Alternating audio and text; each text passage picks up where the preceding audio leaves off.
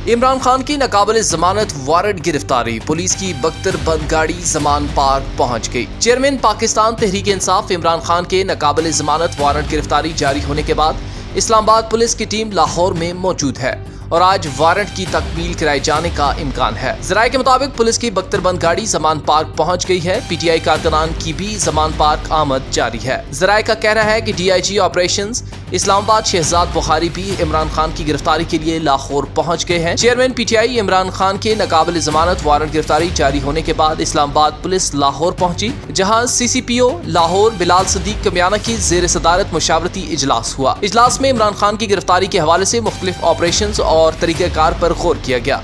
जराये के मुताबिक इस्लामाबाद पुलिस की लाहौर पुलिस के साथ तावन के लिए मुशावरत मुकम्मल हो गई है।